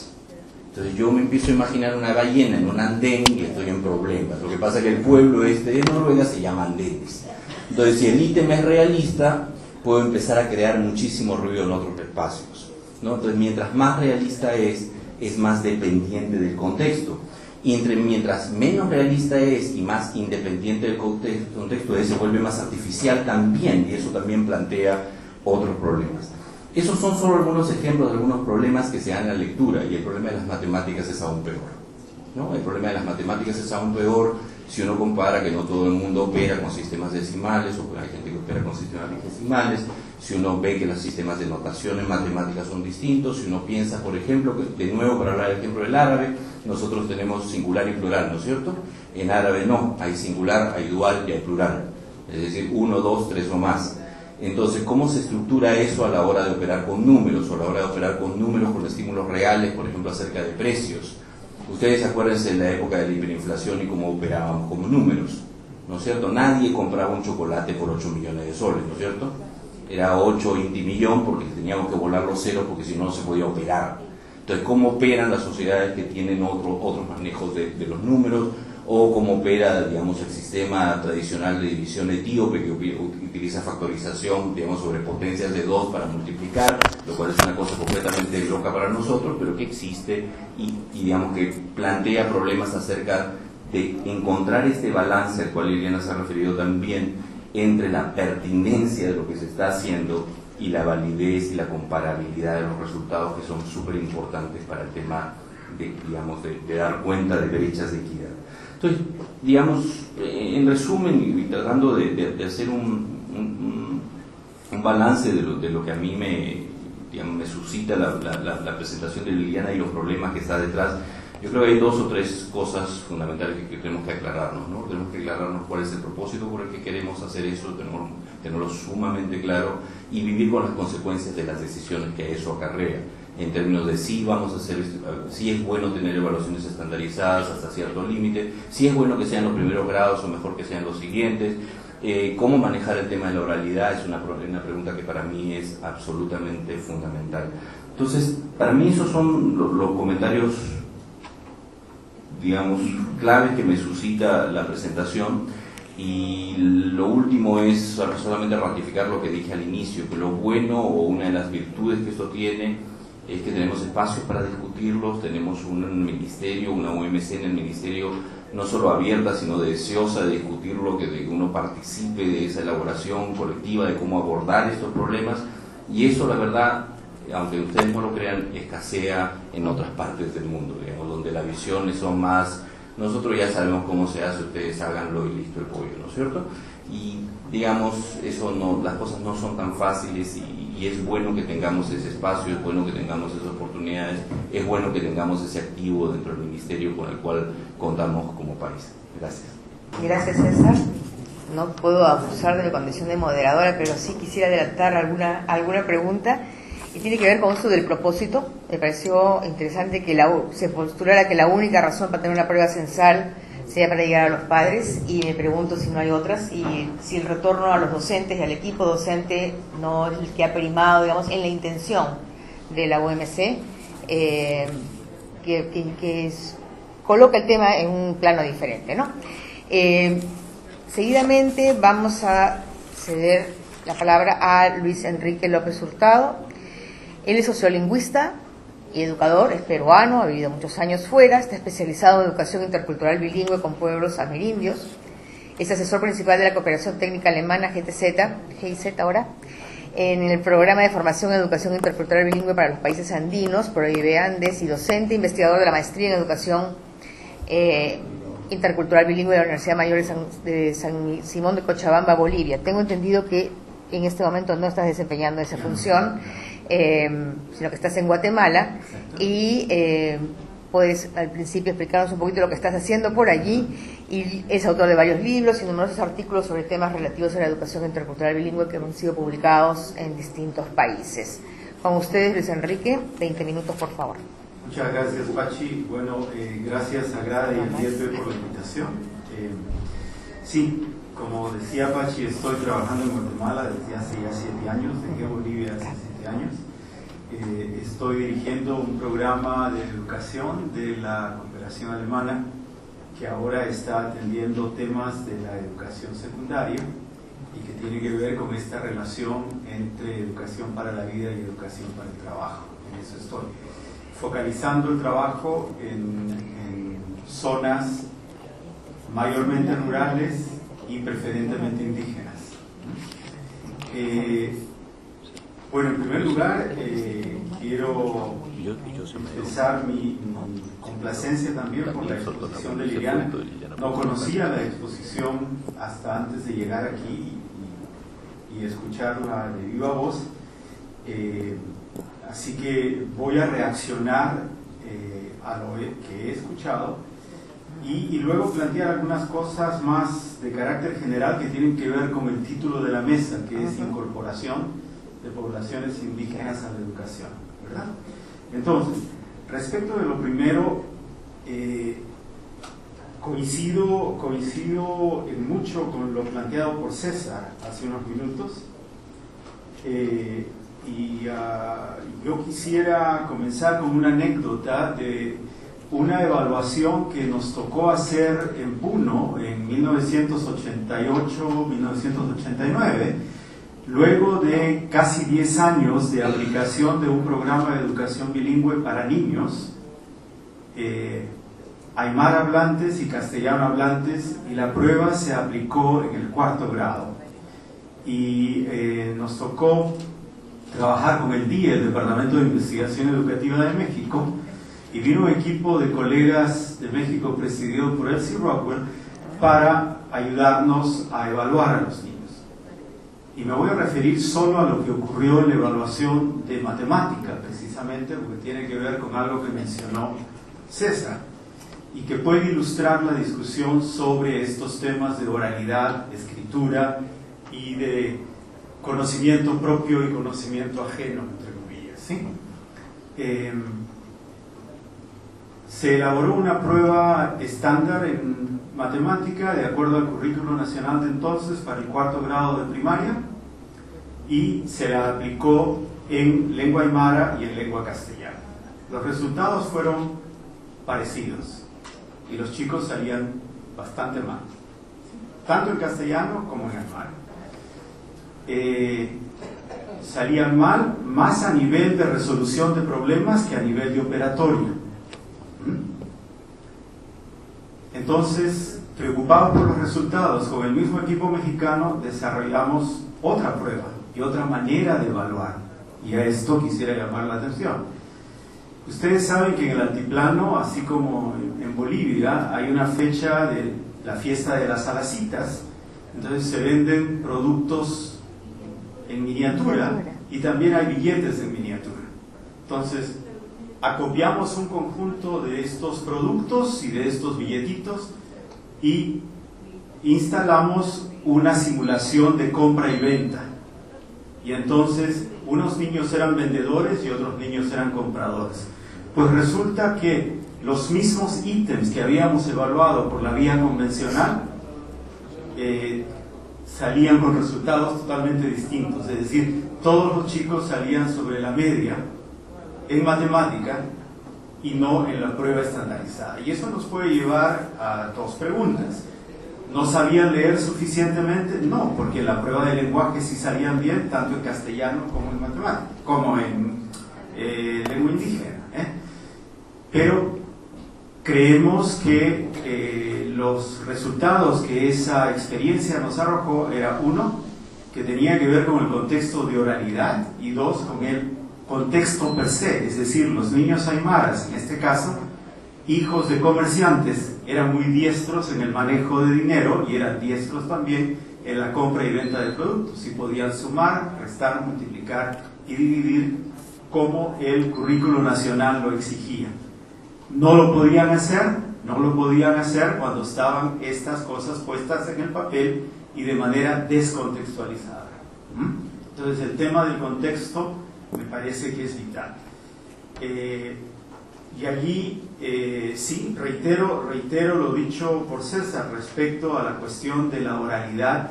Como sistema educativo peruano no hemos sido aún capaces de entender la oralidad en su verdadera dimensión. Y seguimos pensando en oralidad como sinónimo de expresión oral. Y son dos cosas relacionadas pero diferentes, ¿verdad? El desarrollo de la expresión oral, como lo plantea el currículo de cualquier país, tiene que ver con ese paso de la comunicación en ambientes informales a ambientes formales como el ambiente escolar, y al desarrollo de capacidades para relacionarse con adultos no miembros de la familia y en contextos donde hay que compartir turnos, como un contexto de aula, etcétera, etcétera. Mientras que los niños que vienen de sociedades indígenas vienen de un sistema social de oralidad, donde se aprende por la vía oral, donde se construye conocimiento por la vía oral y donde se aprende diversas dimensiones de la vida por la vía oral. ¿A través de qué? De la transmisión intergeneracional. ¿A través de qué? De la socialización de relatos, de historias, de lo que los antropólogos llaman mitos, etcétera, etcétera, etcétera, etcétera. Entonces, cuando hablamos de programas de educación bilingüe, creo que poco esfuerzo se ha hecho en toda América Latina respecto a incorporar la cuestión de la oralidad a la escuela, y más bien hemos leído oralidad como sinónimo de expresión oral, y nos esforzamos en hacer hablar a los chicos y a participar oralmente en clase, cuando ese mero hecho de hablar de un niño a un adulto puede contravenir las normas sociales de la cultura de proveniencia, ¿verdad? Y allí me remito a una vieja tesis de los años 60 de Susan Phillips de la Universidad de Nueva York, donde decía que con niños indígenas neoyorquinos del estado de Nueva York, quiero decir, el silencio también comunicaba, es decir, que no era el mero hecho de la expresión oral como la entendemos en la escuela nuestra, ¿verdad? Que forzamos situaciones de expresión oral cuando en las situaciones indígenas, como lo aprendí hace muchos años y como Rodrigo Montoya también lo recogió a raíz de sus investigaciones en Ayacucho, uno aprende mirando, haciendo y jugando, no necesariamente hablando, ¿sí? Sino más bien observando lo que los mayores hacen y dicen.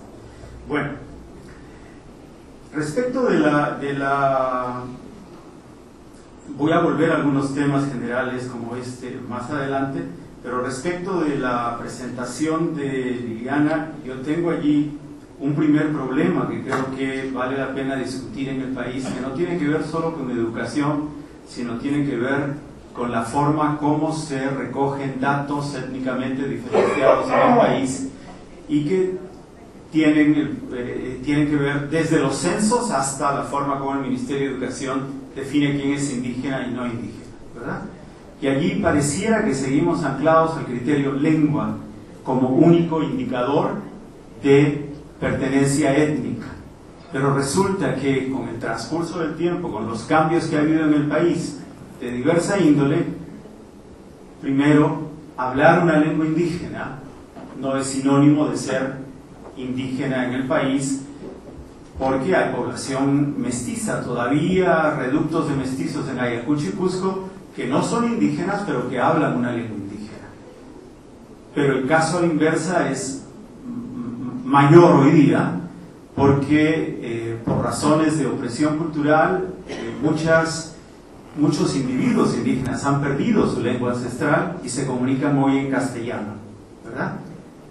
Pero los censos peruanos, como dicen que hablar lengua es igual, hablar una lengua indígena es igual a ser indígena, están perdiendo de vista todo ese bolsón de personas que se pueden autorreconocer como indígenas y que se comunican preferentemente en una variedad del castellano, tema que quiero resaltar porque me referiré a ello en un minuto. Otros países de la región, sin embargo, han recurrido ya a otras variables, como son, uno, en el caso de Guatemala, el traje, ¿no?, para las mujeres indígenas, o, como es en la mayoría de países, el tema de la autoidentificación. Entonces, allí creo que todavía tenemos un rezago en el Perú respecto a entender quién es indígena y quién no es, porque si seguimos aferrados al tema lengua, me temo que vamos a seguir allí con problemas. También a nivel de las definiciones, sé que lo están superando en este momento en ese diálogo que tiene la UMC con DIJEIBIR, pero hasta hace no mucho no podíamos dar cuenta de que era una escuela de educación intercultural bilingüe. Y a veces se definía que una escuela era de educación intercultural bilingüe porque los niños eran indígenas y hablaban una lengua indígena. Pero eso no supone que es una escuela de educación bilingüe, ¿no es cierto? Y este dato parece poco importante, pero créanme que es sumamente relevante. Hace un año, más o menos, Martín, ¿verdad?, estuvimos discutiendo en Chile los resultados de un estudio, no sé qué hice, de un estudio regional sobre la base de datos del CERCE.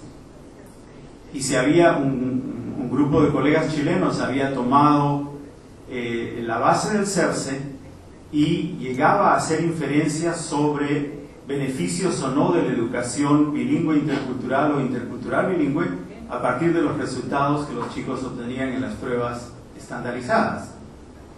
Pero no se había controlado en rigor si realmente ellos eran objeto de educación bilingüe o si solamente estaban en una escuela que se había catalogado como bilingüe porque los niños eran indígenas, ¿cierto? Y si uno leía la información de manera distinta, con esta precaución en la cabeza, veía, por ejemplo, que el país donde no había efecto ni a favor ni en contra de la educación bilingüe, el Paraguay, era precisamente la situación que mostraba exactamente lo contrario, porque en el Paraguay todos los niños eran bilingües y la escuela de facto era bilingüe. Entonces uno podía más bien leer los resultados a la inversa y decir, cuando hay educación bilingüe no hay diferencia de rendimiento entre lengua indígena y castellano, mientras que cuando hay niños indígenas que van a una escuela regular donde en rigor no se controla si se les ofrece educación bilingüe o no,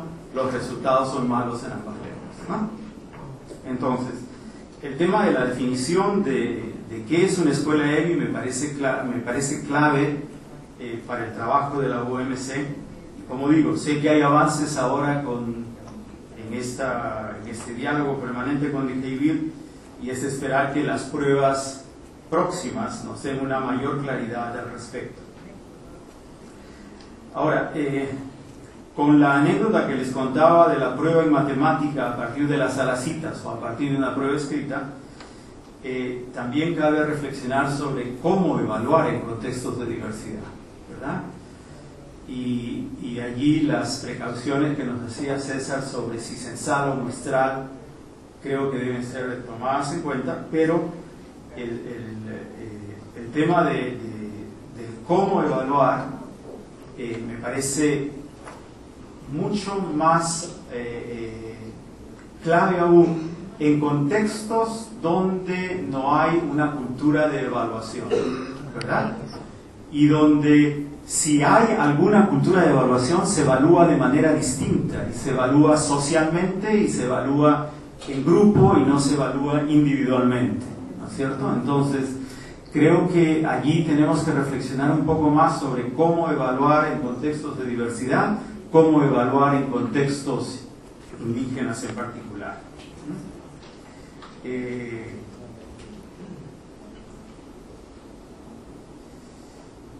Y ese cómo evaluar también, yo no sé, pero tal vez en su réplica Liliana nos podría ilustrar si la UMC está tomando en cuenta también la existencia de variantes del castellano, porque pareciera que todos habláramos un castellano único y nada está más lejos de la realidad, ¿no es cierto?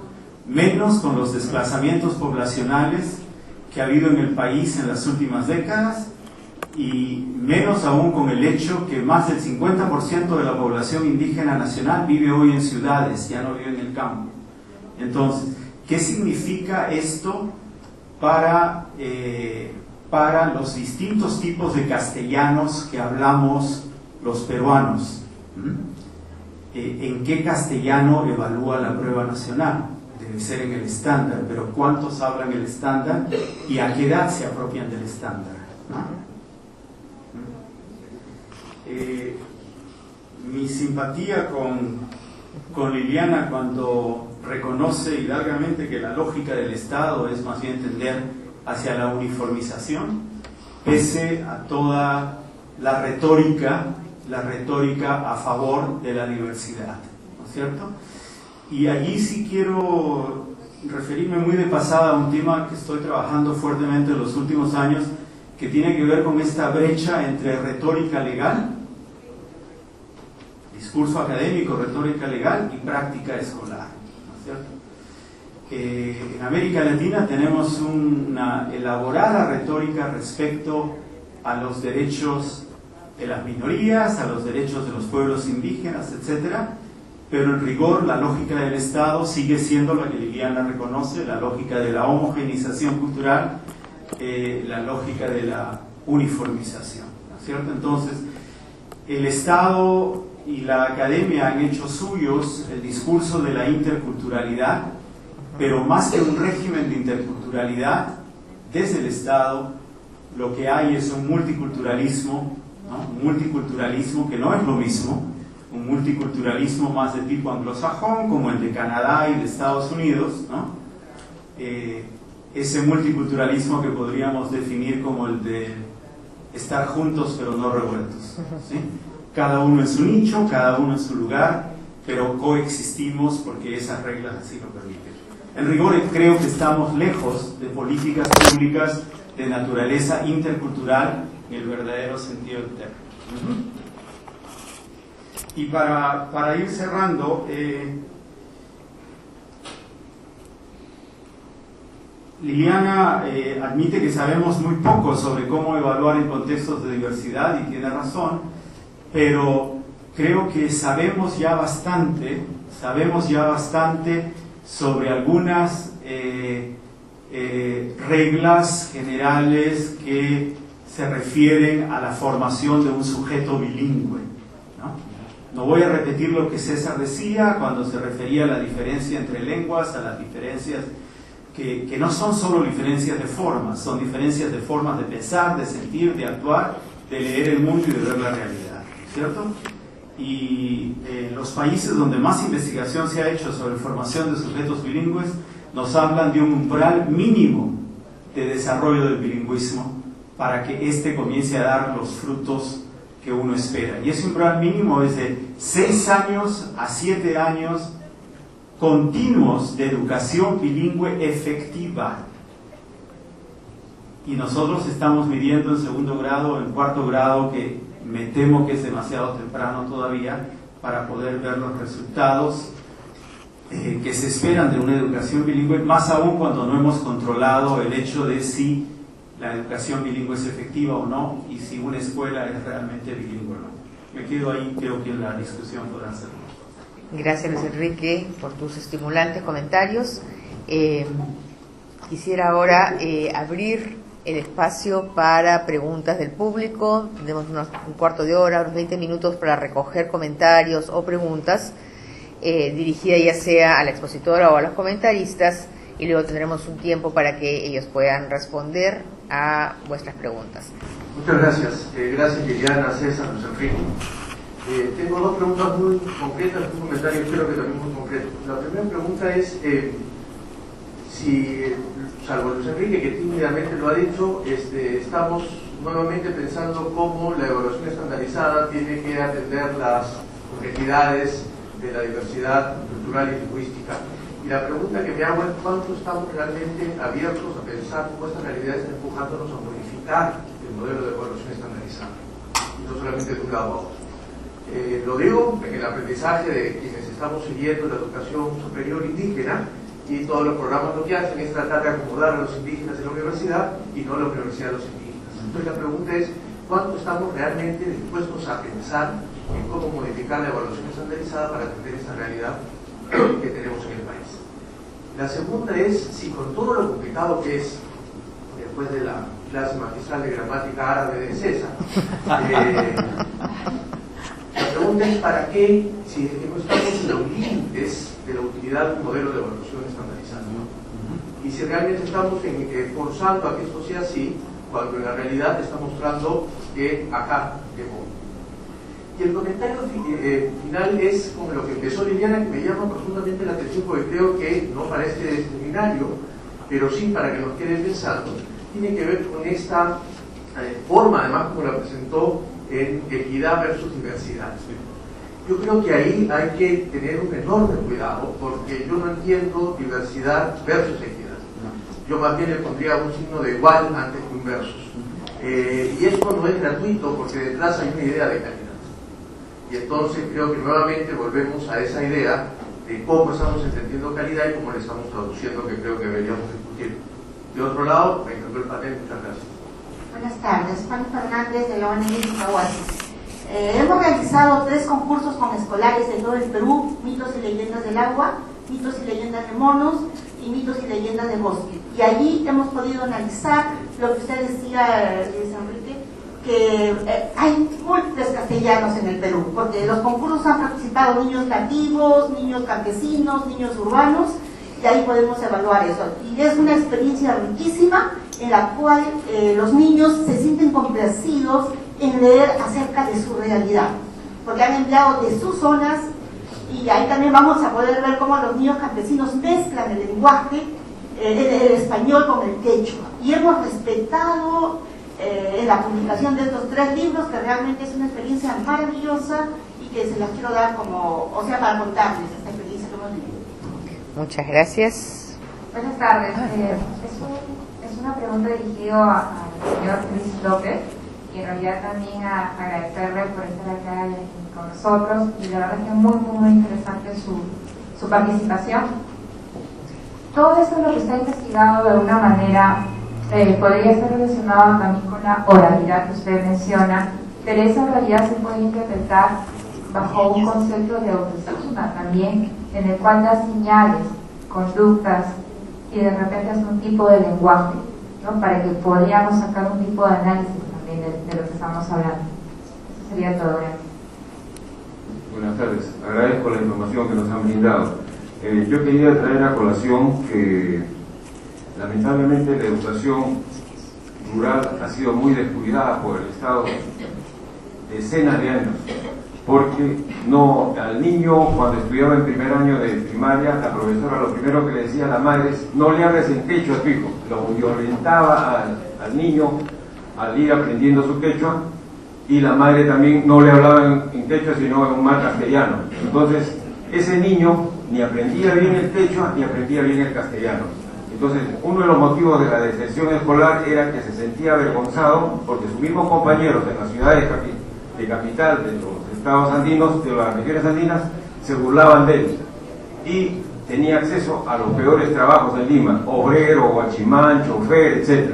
Entonces hemos descuidado este aspecto de la educación rural, que hemos hecho un daño a la población indígena que nos subsidia con los alimentos.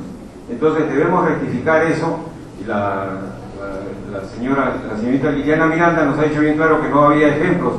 El último expositor ha dicho: en Paraguay está el ejemplo.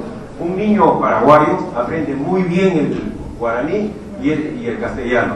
Entonces ese es un ejemplo a seguir, porque si no, tenemos que tender puentes con el mundo andino y el mundo de la selva, porque nuestro país tiene que estar unificado. Estamos totalmente diversificados, y hay que corregir de parte del Estado esta gran deficiencia, porque una de las soluciones podría ser, bueno, acá lo han dicho, educación bilingüe, el último expositor, pero yo sugeriría que se enseñe quechua o el idioma originario toda la primaria, y en secundaria recién se les enseñe castellano, para que aprendan bien el quechua o el idioma originario y el castellano, ¿no?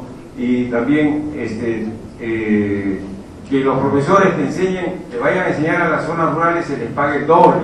Yo le he dicho esto en el Ministerio de Educación varias veces, cuando ha habido foro, pero se ríen los profesores y se ríen los miembros porque dicen que no hay plata. Eso hay que solucionar, por favor. Gracias. Yo me había gustado muchísimo que los dos comentaristas pongan tanta atención en el carácter de oralidad de la sociedad peruana y no únicamente de los pueblos indígenas. Mi preocupación es cuánto de esto entra en la formación de los docentes. Yo creo que hay realmente una tarea inmensa que hacer en la formación de docentes en general y en particular específicamente para docentes de educación multicultural. Estas cosas no se aprenden en un curso de capacitación de 15 días, ni siquiera en un mes. Y creo, ¿no?, que felicito a Grade y el IEP por convocarnos a tener la oportunidad de dialogar sobre estas cosas, pero que sean en un deseo muy, muy profundo, realmente, que reviertan de alguna manera, en lo que Ricardo acaba de llamar, modificaciones a lo que está ocurriendo en el Ministerio. No solamente en la forma de evaluar, sino en la forma de preparar a los docentes para un país rico en su complejidad, pero que es importantísimo conocerlo a fondo si queremos los resultados que deseamos. Buenas tardes. Es un ambientalista. El término interculturalidad aparece en disposiciones legales actuales en la relación que existe de todos los problemas ambientales que sabemos. Quisiera un comentario del significado de este término en las relaciones legales que acabo de mencionar. Buenas tardes, Patricia Cabrerizo. Una pregunta para Liliana. Es interesante lo que han mencionado acerca de por ejemplo, la migración y cómo eso va a modificar también la forma de evaluar a los estudiantes o tratar de identificarlos de mejor manera para ver qué pruebas se adaptan mejor a ellos. Pero mi pregunta es, en este contexto del Estado y de todos los procesos que esto significa, es qué condiciones existen para realmente hacer una adaptación tanto a la migración como a temas de oralidad, como a diferentes tipos de castellanos y diferentes lenguas, en este contexto donde la evaluación se hace anual, donde ya existe, digamos, una recepción al uso de información sobre logros de aprendizaje y por lo tanto una presión política y una presión social. Tenía adicionalmente la de Luis Enrique sobre el tema del tipo de castellano. Sí. Es un tema complejo, sobre todo en el tema de las evaluaciones de escritura, ¿no? Uno puede ver ahí, ya la evaluación de escritura a gran escala es un tema también que recién está empezando, pocas experiencias en verdad, porque ahí hay un conjunto de criterios a partir de los cuales hay que corregir un texto, la cohesión, la consistencia, en fin, bastantes además discutibles. El año pasado hemos hecho una evaluación muestral a sexto grado de primaria, se ha evaluado escritura y parte, digamos, de las discusiones que atraviesa este tema justamente es el tema de qué castellano estás evaluando, ¿no? Y si las formas gramaticales que vienen de los diferentes castellanos andinos se deben considerar como correctas o no, ¿no? En general, digamos, en la unidad, por ejemplo, todo este tema bajo el enfoque comunicativo textual, todos los temas de ortografía o de, no sé, o sea, digamos, se prioriza todo el tema más comunicativo sobre los temas más bien gramaticales.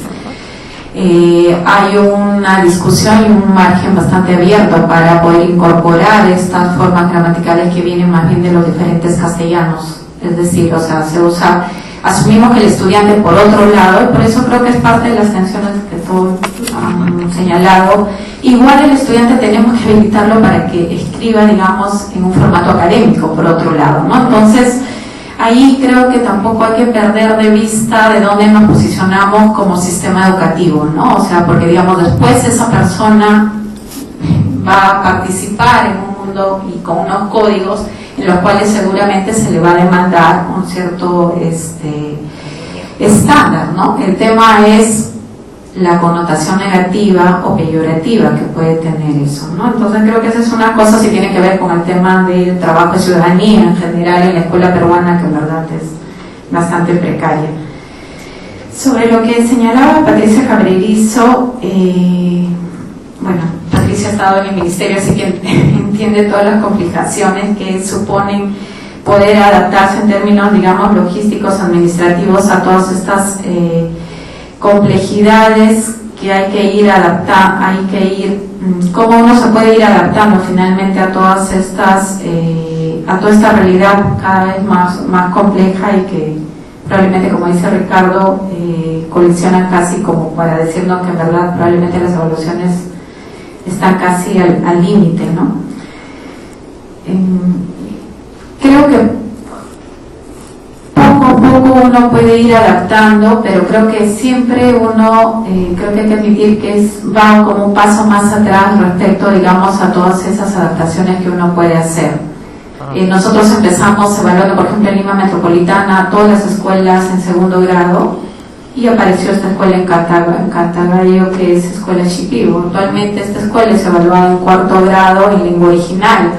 De ese tipo de ejemplos les puedo poner muchísimos ejemplos, ¿no? Entonces, digamos, poco a poco, en la medida de lo posible, que creo que tengas instancias que puedan adaptarse, pero bueno, en fin, tampoco no es tan fácil hacerlo con procesos administrativos que implican que uno tenga que tomar decisiones un año antes para sacar licitaciones, con complicaciones logísticas que supone la propia naturaleza de las evaluaciones censales, ¿no? Creo que es una complejidad todavía sobre la que hay que trabajar bastante. Y estoy de acuerdo con la observación de Ricardo, el versus obviamente no significa que es uno u otro, ¿no? Sino es digamos, las tensiones y dilemas que supone obviamente un sistema de calidad implica atender ambas cosas, ¿no? Gracias, Liliana. No sé si César quisiera añadir algunos comentarios o Luis Enrique. Sí, gracias. En realidad, primero una respuesta medio esquizofrénica a la parte de Ricardo acerca de los límites de las pruebas. Medio esquizofrénica porque voy a decir dos cosas completamente distintas y opuestas en realidad. La primera es creo que siempre estamos en el límite si queremos hacerlo bien, porque si no nos planteamos las preguntas que fuerzan, digamos, que nos fuerzan a estar seguros de que lo que está haciendo tiene sentido, en realidad lo más probable es que metamos la pata. Entonces yo creo que siempre estamos en el límite y siempre tenemos que estar en el límite en el sentido de, no es que esto sea ciencia cierta y todo el mundo sepa cómo hacerlo, lo único que hay que hacer es aplicar, ¿no? Y nunca es así, digamos, nunca es así y quiero mencionar solamente dos ejemplos. Uno primero es hay un súper lindo trabajo etnográfico sobre las evaluaciones matemáticas en Inglaterra, dentro de chicos ingleses no migrantes, sino, digamos, de no población migrante, donde se muestran problemas bien importantes de diferenciales en la manera como se responde a las pruebas de matemáticas en función de clase social, no en función de lengua, en función de otros factores. O sea, hay muchos otros factores que afectan esto y siempre estamos al límite. O sea, en ese sentido siempre estas pruebas están en el límite. En la medida, el problema es cuando tienen sentido, entonces uno se juega y tiene que manejarlos con sus limitaciones y con sus problemas. La segunda cosa, antes de irme a la otra parte, al otro lado de la esquizofrenia, es que hay un conjunto grande de experiencia, lamentablemente, que no incluye mucho el problema de oralidad y por eso es que no nos dice mucho, nos dice bastante por muchas cosas, pero no suficiente, que es todos los trabajos que tienen que ver con la llamada International Test Commission y en realidad los trabajos de Ronald Hamilton sobre adaptación de textos y pruebas psicológicas a través de lenguas. Hay un montón de trabajo, digamos, Hamilton fundó de alguna manera casi este campo hace cerca de 50 años y hay muchas cosas desarrolladas ahí. Y ahora sí me voy al otro lado. Y el otro lado tiene que ver con justamente lo que estamos tratando de medir en los grados tempranos y los procesos de adquisición de lectura. Esos procesos yo creo que son tan dependientes de algunas cosas que muchas veces simplemente el propósito de la comparabilidad no funciona. No hay forma que funcione. ¿Ya? Cuando los procesos cognitivos que uno está tratando de reproducir no son equivalentes, ya no hay forma de estar comparando. ¿Qué cosa es lo que está comparando? Se compara una ficción, ¿no? Y muchas veces las pruebas internacionales, digamos, cometen el error de confundir esta equivalencia cognitiva con que la prueba tiene que ser toda igualita. Y no es lo mismo, más bien a veces para que sea cognitivamente equivalente tiene que ser muy diferente, pero a veces ni eso funciona, porque hay operaciones que no son equivalentes entre distintas culturas, entre distintos enfoques de las cosas, y ahí es donde probablemente hay que romper la aspiración de comparabilidad en algunos casos, no digo necesariamente en todos. Uno de los ejemplos más importantes es todo lo que es, digamos, la Agencia de Cooperación Norteamericana ha fomentado evaluaciones en grados tempranos de aprendizaje de la lectura y la matemática, y más allá de las virtudes o efectos que la evaluación tenga, una de las cosas que la gente que conduce estas evaluaciones, y lo han conducido en cerca de 50 y tantas lenguas distintas ya a estas alturas del partido, es que esto no es para comparar. Acá no hay comparabilidad posible. Digamos, de eso olvídense, lo que hay que hacer es que funcione en el contexto local para medir y dar cuenta de lo que pasa ahí, y ni se les ocurra tratar de agregar estos datos porque no tiene ningún sentido agregarlos, ¿no? Y eso me lleva además a otro comentario que tiene que ver con el problema de la adaptación de las pruebas, la migración y los desafíos que se le plantean a la OMC. No todo lo tiene que hacer la OMC, ¿no? O sea, hay cosas que deben resolverse a un contexto más local y hay cosas que tienen que hacer los maestros, ¿no? Y si no la hacen, ya eso es otra historia y eso es otro problema que hay que discutir. O sea, la UMC no está para resolver el problema de cada situación singular, sino para resolver el problema de cómo informar los debates de política educativa y la formulación de políticas en el país. Esa es su tarea principal. Yo no creo que su tarea principal esté en resolver situaciones singulares en un aula en particular. Digamos, para eso tenemos maestros, para eso tenemos... O sea, uno puede dar insumos para que esos problemas se resuelvan, pero esos problemas tienen que resolverlos localmente. Entonces, y eso me lleva a la preocupación sobre los docentes. Y la preocupación sobre los docentes no solo tiene que ver con la formación, sino tiene que ver con las políticas de asignación de recursos docentes y las políticas de pago sobre docentes. En el Perú existe, por ejemplo, bonificación rural o bonificación por bilingüe, que están pensadas casi como: mire usted, maestro, que tiene que sacrificarse e ir a esa escuela en la punta del cerro, le vamos a pagar más para que vaya. Cuando en realidad creo que habría que pensar, la persona que tiene que ir a estas escuelas tiene que tener calificaciones y calidades adicionales, y esas calidades y calificaciones adicionales cuestan más. No está pensado así. Está pensando el pobre hombre, pues para que vaya a sufrir ahí a la punta del cerro hay que pagarle, porque pobrecito, ¿no? Si no, no debería ir. Y eso pone además un mensaje, esas son las escuelas despreciables, hay que mudarse a las escuelas que son las buenas escuelas.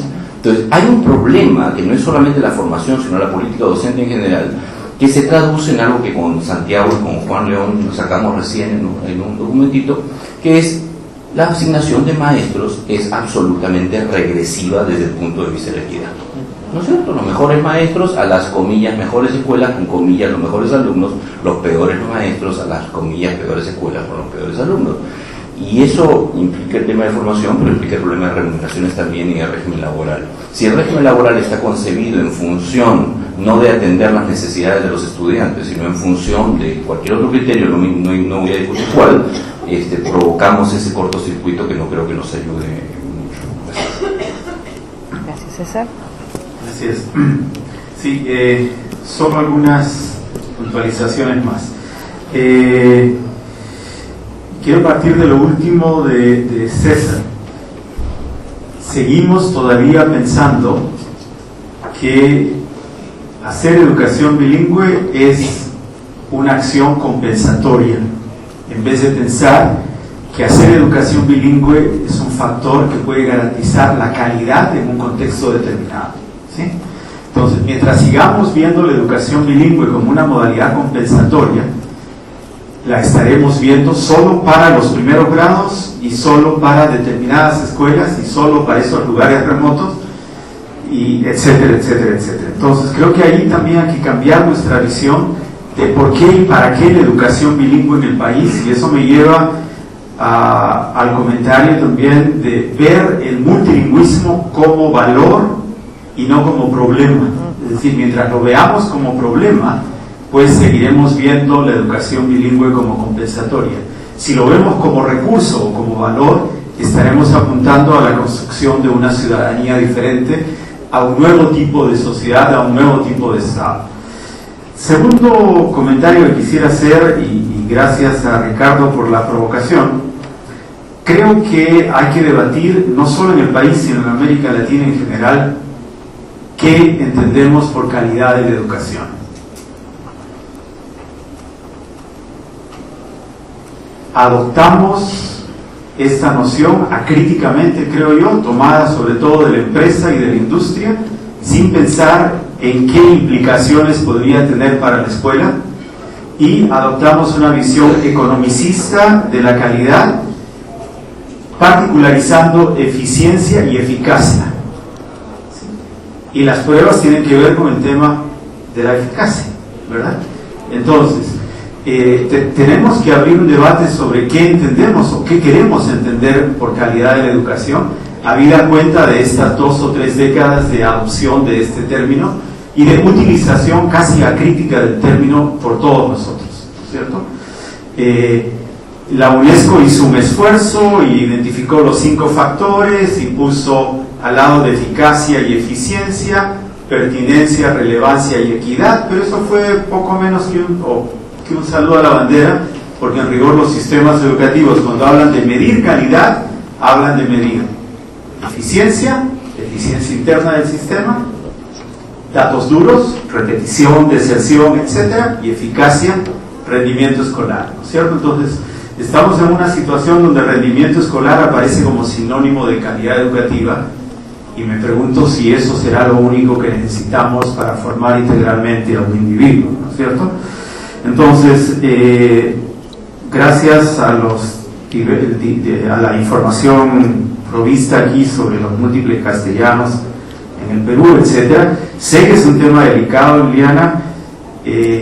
Yo no creo que la situación sea la misma que fue en los 70s o en los 60s, cuando había una reacción ante un castellano marcado por un rasgo del quechua, del aymara o de alguna lengua amazónica. Cuando uno solamente enciende la televisión, cada vez que enciendo la televisión, la variedad de castellanos que se escucha allí por parte de connotados, comunicadores, sociales, limeñísimos, que usan rasgos andinos y que tienen también discordancias de género, como en los Andes, y que ya han generalizado el uso del pluscuamperfecto como él había sido, para connotar sorpresa, que es un rasgo que viene del quechua y ya se usa en Lima con toda familiaridad, ¿no es cierto? Me pregunto si no estamos anclados a una visión del castellano estándar demasiado rígida y que cada vez puede comprometernos más al momento de la evaluación y al momento de la educación. No niego la necesidad de que los chicos accedan también al estándar, es su derecho, y así se van a poder comunicar con el mundo, pero también cuándo deberán acceder al estándar, en qué momento deberán llegar a ese estándar. ¿Será en el 2º grado, cuando se aplique una prueba de lectura, o en el 4º grado, o será más adelante? Muchas gracias. Claro que, por supuesto. Solo una frase que también creo que es importante recordar. Hoy en la mañana yo estuve corrigiendo trabajos de mis estudiantes de la Universidad del Pacífico. O sea, no han llegado al estándar a ese nivel todavía. Entonces, yo creo que, o sea, en serio, digamos, yo comparto todas estas preocupaciones y tengo problemas cuando corrijo los exámenes por el problema de las variantes del español que se usan en forma escrita. En forma oral no me preocupa, pero en la forma escrita sí me preocupa. Pero digo, o sea, ya pasaron 11 años de escuela y están en los que estaba corrigiendo en la mañana son cuarto año de universidad, y no hay un manejo de la lengua estándar, del registro estándar escrito. Entonces, y no estoy hablando de, digamos, yo estoy hablando de la Universidad del Pacífico. Entonces creo que hay una preocupación de otro orden ahí que no podemos obviar tampoco. Como no podemos obviar nuestras propias contradicciones, porque hablamos de la diversidad y cómo hay que aceptarla, la diversidad lingüística, pero a la vez estamos reclamando siempre estandarización, el lenguaje académico, y son los dilemas que creo que la unidad vive día a día. Tenemos un par de minutos y me quisiera aprovechar para hacerte una pregunta. Se ha insistido mucho sobre el asunto de los límites de la autonomía que puede tener una institución que está dentro del sector público, dentro del Ministerio de Educación específicamente, y sin embargo hemos podido apreciar a lo largo de los últimos años, yo creo, un considerable margen de discrecionalidad y de maniobra que ha tenido la humanidad, quizás por haber construido una reputación de solidez técnica y de trabajo serio buscando el mejoramiento de sus procesos. En el tema que levantó César sobre por qué evaluaciones censales y a todas las poblaciones o a casi todas las poblaciones, etcétera, etcétera, yo creo que mi impresión es que la unidad ha tenido relativo éxito hasta ahora en evitar o manejar ciertas presiones que vienen para justamente usar los resultados, para individualizarlos y con todos los posibles riesgos de estigmatización que eso puede tener, de cierre de oportunidades, etcétera. También creo que hay un margen de maniobra que puede tener una instancia dentro del ministerio, y quisiera, si pudieras, digamos, o si pudieran las otras personas, porque reconozco tu posición un poco complicada, o de otras personas que quieran intervenir sobre eso, hay un margen de libertad que unidades que han desarrollado y establecido un espacio de autoridad, de legitimación, digamos, técnica a su trabajo, pueden ejercer, y sería interesante conocer en qué está ese estado de la cuestión, ¿no?, sobre el uso de los datos ya para devolver a los padres y suscitar ese tipo de reacción que César graficó, y que no sé si sea deseable, padres marchando contra un director de la escuela, no es algo que yo consideraría, digamos, algo deseable, pero sí me encantaría que más bien ver a maestros movilizados para ver cómo puede mejorar su enseñanza, etcétera. Entonces, cualquier comentario que se pueda hacer sobre ese margen de libertad, ya sea tú, Liliana, o cualquiera de los otros que quisieran hablarla, me encantaría que lo tocaran. ¿Quieres decir algo, Liliana? Las ejercicio, o sea. A ver, a veces hay como vacíos de poder que pueden ser beneficiosos, ¿no? Creo que, digamos, el Estado peruano es precario. Creo que a veces la gente piensa que hay como una suerte de un gran hermano, digamos, que a veces está detrás de las decisiones, pero a veces yo, particularmente en mi experiencia, he sentido, obviamente hay parte de eso, porque el Estado está atravesado por intereses como toda organización e institución, pero también a veces he pensado, y tiene que ver con la precariedad, más bien creo que hay vacíos, ¿no?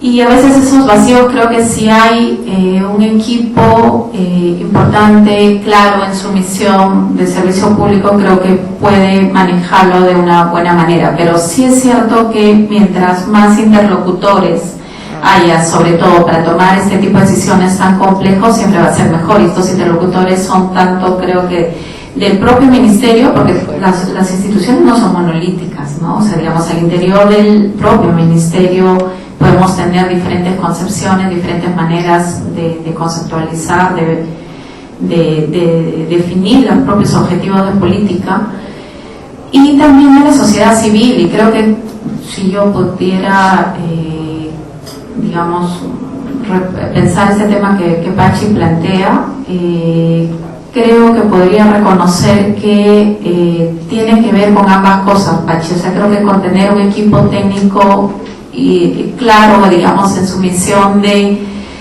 sobre todo con un tema de evaluación que es siempre muy sensible por los juicios de valor que emiten una sociedad con muchas brechas de desigualdad como la peruana. Pero por otro lado, creo que también ha ayudado mucho personas como Pachi, por ejemplo, ¿no?, que siempre están leyendo los productos que saca la unidad y que siempre pueden terminar siendo bastante críticos con ella, ¿no? Entonces creo que, digamos, el hecho de, porque nosotros siempre estamos como con un pie, somos parte de un sistema de evaluación, proveemos información y por lo tanto siempre estamos como en la vitrina. Mientras más información tú también ves, y eso es un problema que atravesamos todos los que producimos información, sea más transparente, también estamos más en vitrina, ¿no es cierto?, sobre todas las cosas que pueden ser potencialmente criticables, ¿no? Entonces creo que eso ayuda en términos de la transparencia del Estado, creo que consolida, digamos, un Estado más transparente, pero creo que es una conjunción siempre a la vieja tradición entre Estado y sociedad civil, ¿no? O sea, digamos, mientras más fuerte sea uno, probablemente también permite que lo otro se consolide, ¿no? Entonces creo que nunca hay que perder de vista que creo que un juego de ambas cosas. Bien, muchas gracias. ¿Alguien quisiera añadir algo? Solo una palabra, quizás. Primero, Yo sí quiero reconocer el trabajo de la UMC por lo que veo comparativamente con la situación de Guatemala, ¿no es cierto? En Guatemala hay un equipo muy solvente en Digeduca, uno de los mejores equipos del Ministerio de Educación. Hacen esfuerzos como los que hace la UMC, pero las otras 26 direcciones generales del Ministerio no se hacen cargo de los resultados de las evaluaciones. Es decir, las evaluaciones sirven para cada año o cada 3 años autoflagelarse públicamente porque el país no se mueve en indicadores ni de lenguaje ni de matemática, ¿no? Solo 7% de los jóvenes que concluyen la secundaria logran los indicadores esperados en matemática y 27% en lenguaje, ¿sí? La prensa se hace cargo de ello, el ministerio como que culpa a la sociedad por los resultados, pero el ministerio a su interior no se hace cargo, y entonces la posición de Digeduca, que es la UMC guatemalteca, es particular, es quizás la que más sabe del sistema educativo en este momento, pero no le hacen caso, ¿no es cierto? Y pareciera, por lo que me he podido informar, que lo que la UMC produce sí es tomado en cuenta por las autoridades del sector y algo se mueve en la política educativa. Gracias. Si me Bueno, das una- sí, claro, cómo no. Solo una cosa chiquita, solo un comentario chiquito sobre el tema. Digamos, Lili ha destacado los espacios de autonomía que han habido y que creo que son importantes. Y yo lo que quiero destacar es la importancia de todos nosotros tratar de reforzarlos, porque así como había espacio de autonomía, también ha habido de los otros. Eso Liliana supongo no lo va a decir, pero digamos, la evaluación censal de estudiantes no fue una decisión tomada en el Ministerio de Educación para empezar, ¿no? Eso se crea en el 2016 por una decisión externa, completamente externa, y que es impuesta sobre la unidad, y la unidad la procesa de la mejor manera posible.